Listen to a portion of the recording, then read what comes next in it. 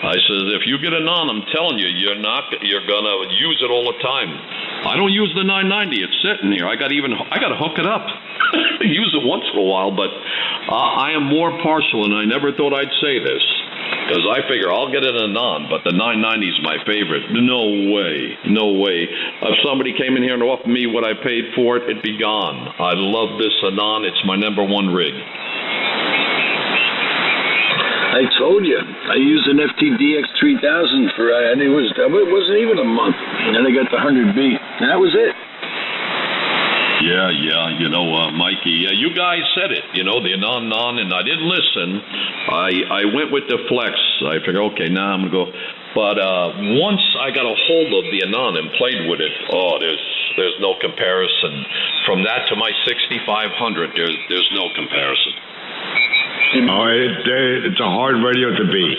Don't listen to what people are saying. How's the receive on it, Rich? Oh, receive's great. I mean, my receive here is excellent. It's quiet.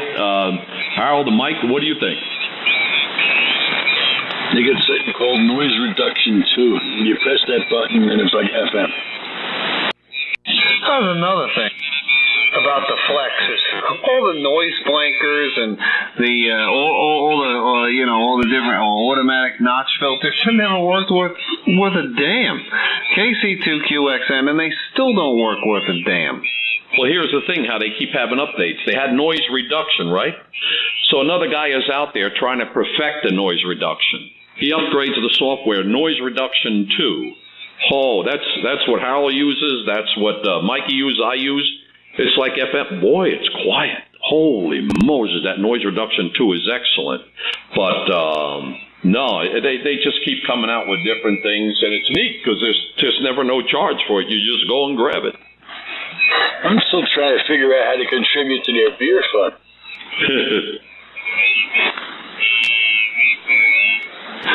So the one thing I must say is I do like the Maestro. I love the controls and the pan adapter, and like I said, I only have a basic 6300, but the Maestro, I do like the Maestro, and they really don't have anything like that with Anon. But you know what, the Anon, I have to say, Rich, you made a believer out of me. Oh, that's good. I'm glad. It's no rush, like you say. You could take your time and everything.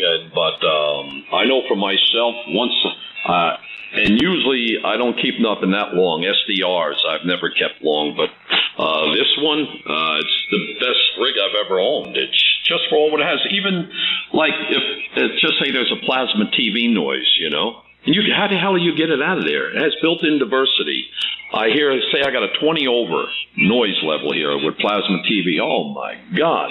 I hit diversity on the top there. Hit it, a round thing shows up with a line on it. And you move that line all the way around the circle. All of a sudden, it's half gone. Now you move it inwards a little bit. Bam. Gone. No plasma. I can hear weak signals, everything. I love that diversity. That is wild.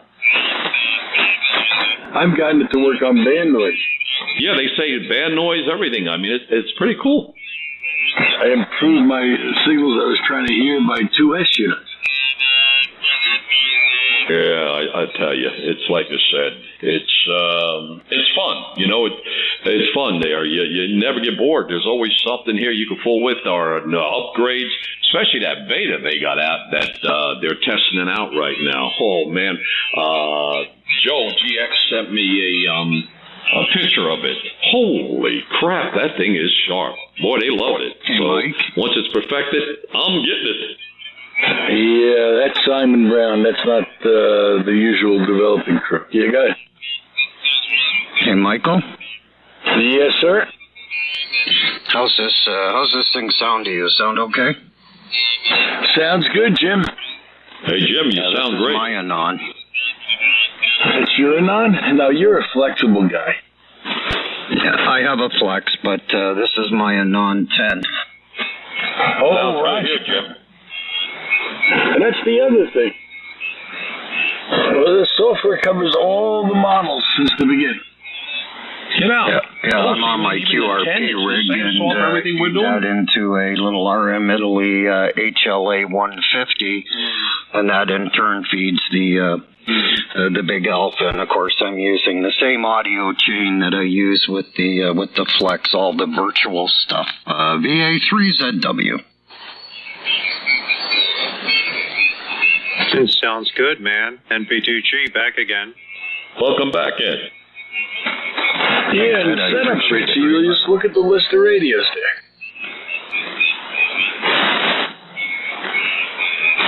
Hey, Ed.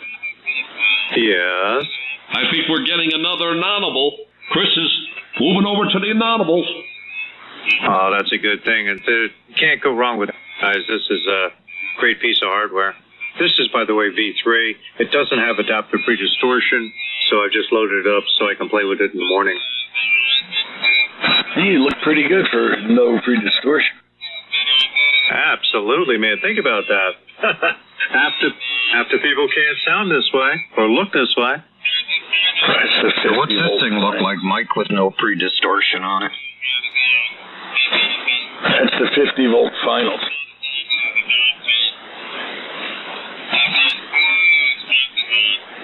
Boy, was that Kabasi ever good. Yeah, I think in order for me to use pure signal on the Anon 10, I have to rig it up externally. I don't think it samples from inside the radio like the new ones. No, it doesn't, but an external sampler, and then you have to use one of the spare receiver ports for the input to the second receiver for the adaptive pre-distortion. But 10Es do that. This is a 10, not a 10E. I don't know about the 10s, but I know the 10E is capable of doing that. The 10 is 2 receivers, 10E is 1. Oh, well then a 10 can do it. Right here, right now, I tell you what, you're hitting 10 over. Quite good. And when he first came on, he was in a noise level. Yeah, that's what I was thinking too. But now he's real good. So George, why don't you pick it up? Okay. Thank you, Dave. Nice meeting you, by the way. Fred has a lot of info to help out. I couldn't help you out with that, so I'll let you guys continue. But before I let you go, Dave, what antenna are you using? Okay, my antenna is, I guess I'd call it a folded dipole. It's got a parasitic element in the middle. It's cut for about this frequency, and it's a folded dipole with the top and the bottom elements are probably about a foot apart. And then in between them, there's still kind of a PVC pipe. And then in between them, I've got just a wire, another wire, a little bit shorter, and it's hooked to nothing. And it's supposed to make it a little bit more broad-banded. I copied it out of, I got the plan out of one of the older ARRL antenna compendiums. It's several years old. So it's nothing I thought of, but it seems to work pretty well. WB2, HJK, this is N2VO. Okay, very good. I don't have a clue what antenna it is right now because I've been in this thing. I'm not too sure, but I think propagation is changing again. But I'll ask you again later, and maybe I'll get a better picture of what it is. But go ahead and pass it over to Chris here. You guys have details. And I'll make believe what I'm doing here. Brett, over to you, and again, nice meeting you. Brett, over to you, into the company WB2HJK. Okay, George. Well, you sounded real good, and you were strapping there for a bit, but then you started to fade down, so maybe the band is going longer. And WB2HJK with N2VO from N2DTS. Fine business there, George. And Dave, that might be why you got a little hum on your carriers. I think you're hitting a 4D32 a little too hard. You're going to load it up to about, I think they work best around 200 mils. When I use them, I put higher voltage on them and less current. They seem to modulate better.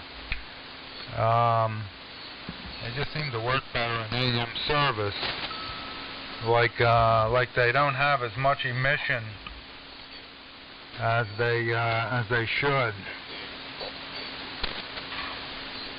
I have a rig that's on 40 meters that runs 3 of them in parallel, and it's got a modulator that runs 811s, and I put 1200 volts on it and run it at around 300 mils, 100 mils a tube, and I get 300 watts out of it with nice modulation. So you can run the voltage up and run less current, a little easier on the tube maybe, and they run I run 1200 volts fine, so they don't mind the voltage. I just put that back together. I had a screen modulator rig on 40, and I just put that back together and was playing around with it. So I tried backing down the plate current, and you can see what that does. Probably clean up the hum, make the audio a little cleaner. It sounds a whole lot better than when you first put it on. Most of these things, they like some use and abuse. N2VO, WB2HJK, N2DTS, Southern New Jersey, Jersey. Okay, yeah, that's good advice. Yeah, I was gonna play around with it a little here, and yeah, it's right up at 300, and I think I better see what I can do. Maybe I just got it loaded up too much. It'd be a lot bigger of a job to try to get in it and play around with the power supply. But yeah, I got to play around with it because I don't remember ever being this high before.